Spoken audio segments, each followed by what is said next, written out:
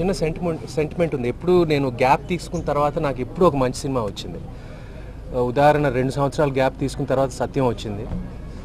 అదేవిధంగా ఒక సంవత్సరంన్నర గ్యాప్ తీసుకున్న తర్వాత నాకు గోల్కొండ హై స్కూల్ వచ్చింది. అదేవిధంగా ఇప్పుడు ఈ సంవత్సరంన్నర తర్వాత ఈ సినిమా చేయబోతున్నాను. Script is very sound, it's romantic entertainer.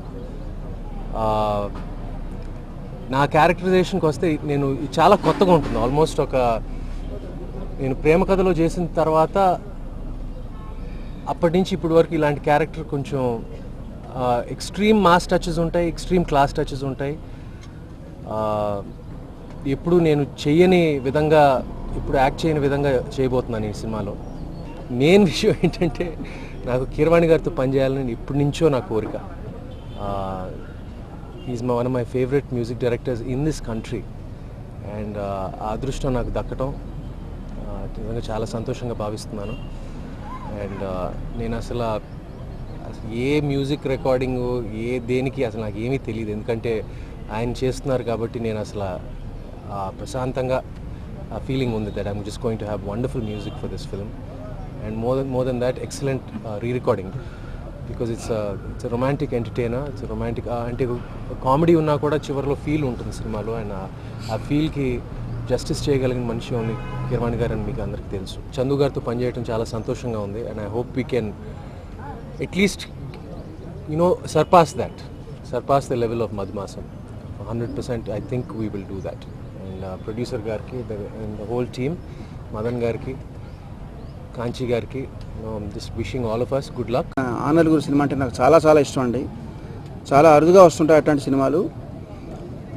వారితో పరిచయం లేక ముందరే ఆ సినిమా చూశాను. సినిమాలాగే పరిచయం అయిన తర్వాత మనుషులు కూడా చాలా ఇష్టం అనిపించారు. ఆ రకంగా మా అనుబంధం కొనసాగుతుంది. ఏ కథ అయినా సినిమా తీయక ముందర కథగా వింటే చాలా బాగోవాలండి. కథ ఇలా ఉంది కానీ మేము తీసిన తర్వాత చూడండి మీకే బాగుంటుంది అని అంటుంటారు చాలామంది. అలా కథ వినగా బాగోవాలి ముందర. కాంచి ఇచ్చిన కథ ఆ కోవకు చెందుతుందండి. సో అక్కడే సినిమాకి సగం బలం వచ్చింది. చంద్రసిద్ధార్థ గారు చాలా చక్కగా తీస్తారు. మదన్ గారు కూడానే ఉన్నారు ఎప్పుడు. నాకు సుమంత్ గారితో నా ఫస్ట్ కాంబినేషన్ అండి. సో ఎనీ ఫస్ట్ కాంబినేషన్లో ఒక ఎంతూజియాజం లెవెల్, ఒక జీల్ మెయింటైన్ అవుతుంటుంది. కొత్తగా వింత అన్నారు. సో ఇంకా వింత వింతగా ఉండాలని ప్రయత్నించడం జరుగుతుందండి. 6 పాటలు ఉంటాయి ప్రతి సినిమాలో. అలాగే ఇది సినిమా టైటిల్ ఏమో గుర్రం ఎగరవచ్చు అంత మాత్రమే కానీ మామూలుగా అయితే నన్ను అడిగితే గుర్రం ఖచ్చితంగా ఎగురుతుందని చెప్తానండి. ఇది యూనిట్ అందరూ కూడా కష్టపడి పనిచేస్తున్నారు. ఈ గుర్రానికి గుగ్గిళ్ళు తినిపిస్తాం కాబట్టి చేతన్ ప్రసాద్ గారు ఇట్లాంటి వాళ్ళందరూ మేమందరం ఉన్నాం కాబట్టి ఈ గుర్రం నీలం శంకర్ గారు చాలా మంచి మిత్రులండి. కలిసిన కొద్ది రోజుల్లోనే మంచి మిత్రులు అయ్యారు. ఆయన చాలా మంచి మనసున్న మనిషి. సో ఆయనకి ఈ చిత్రం గొప్ప సక్సెస్ ఇవ్వాలని మా అందరికంటే కూడా ఆయనకి ఎక్కువ ఇది పేరు తీసుకురావాలని మనస్ఫూర్తిగా కోరుకుంటున్నాను. ఒక 2 సంవత్సరాల గ్యాప్ తర్వాత మళ్ళీ సినిమా చేయాలనిపించడానికి ఆ మోటివేషన్ కలగటానికి కాంచి గారు, మదన్ గారు ఇచ్చిన కథే కాకుండా నాకు కీరవాణి గారితో పనిచేయాలనే కోరిక ఉండేది. అది ప్రాక్టికల్గా అది నెరవేరటం పాజిబులా నాట్ పాజిబులా కూడా తెలియదు. కానీ అప్పుడే ఏమో గుర్రం ఎగరవచ్చు అనుకున్నాను. ఇప్పుడు ఈయనతో పనిచేసే అవకాశం వచ్చింది. అది నిజమవుతుంది. ఇప్పుడు మా ఈ ప్రాజెక్ట్కి ఆయనే హెడ్ ఆఫ్ ద ఫ్యామిలీ. చాలా బాగా. అలాగే నాకు ప్రాజెక్టు రిజల్ట్ బాగుండటంతో పాటు ప్రాసెస్ చాలా ఎంజాయబుల్గా, కంఫర్టబుల్గా, సాటిస్ఫైయింగ్గా ఉండేలా కోరుకుంటాను. ఆ ఎక్స్పీరియన్స్ నాకు సుమంత్ గారితో నేను మధుమాసం చేసేటప్పుడు it was a wonderful experience. As an intelligent actor మేము అనుకునే క్యారెక్టరైజేషన్ బాగా అర్థం చేసుకొని దానికి ప్రాపర్ జస్టిస్ చేయగలిగే నటుడు. మళ్ళీ ఒక సక్సెస్ఫుల్ ప్రాజెక్ట్ తర్వాత మళ్ళీ ఆయనతో ఈ సినిమా చేయటం నిజంగా ఆనందంగా ఉంది. ఏ కథకైనా నాకు తెలిసినంతవరకు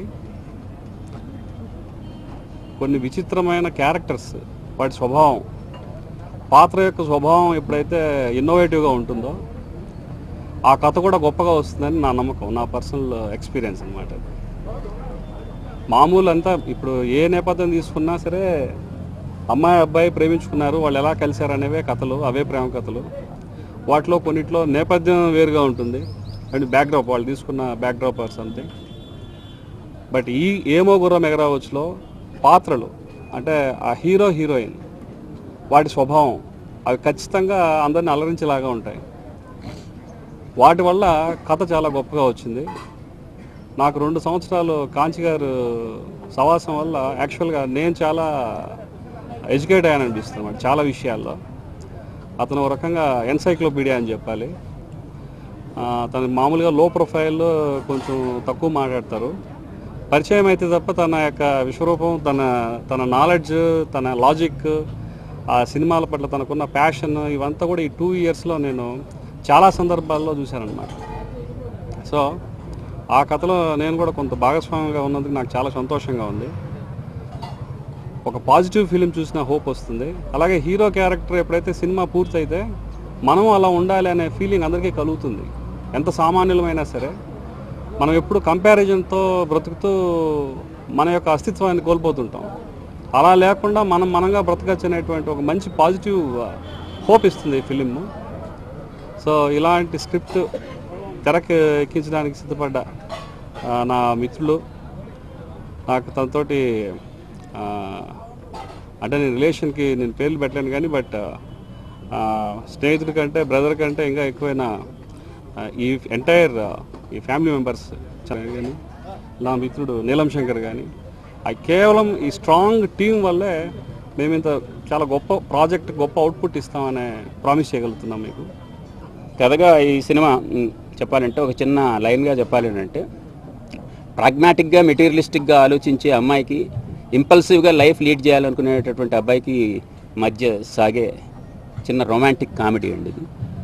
I hope this comes out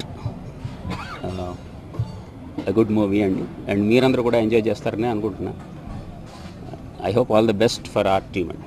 ఏమో గుర్రం ఎగరావచ్చు, ఎప్పుడు డకౌట్ అయ్యేవారు కూడా ఒక్కోసారి సెంచరీ చేయొచ్చు, ఎందుకు పనికిరాని వాళ్ళు కూడా ఒక్కోసారి కోటీశ్వరులు కావచ్చు. అదే ఏమో గుర్రం ఎగరావచ్చు. ముఖ్యంగా ఈ సినిమా మదన్ నేను చేస్తున్న 2వ సినిమా. మదన్ నేను చేస్తున్నప్పుడు చాలా ఆనందంగా ఉంది. మెయిన్గా చెప్పుకొచ్చేది ఏంటంటే కీరవాణి గారి గురించి. నేను క్షణక్షణం మూవీ నుండి కీరవాణి గారి మ్యూజిక్ ప్రతిదీ వింటుంటాను, ఈనాటి మగధీర వరకు. ఆయనతో ఇలా అదృష్టం కలిసి వచ్చి ఆయనతో సినిమా చేస్తానని అనుకోలేదు. ఆ కోరిక కూడా తీరింది. అది మదన్ వల్ల, చందు వల్ల, కాంచి గారి వల్ల, అందరు ఫ్రెండ్స్ కావడం వల్ల ఈ కోరిక తీరింది.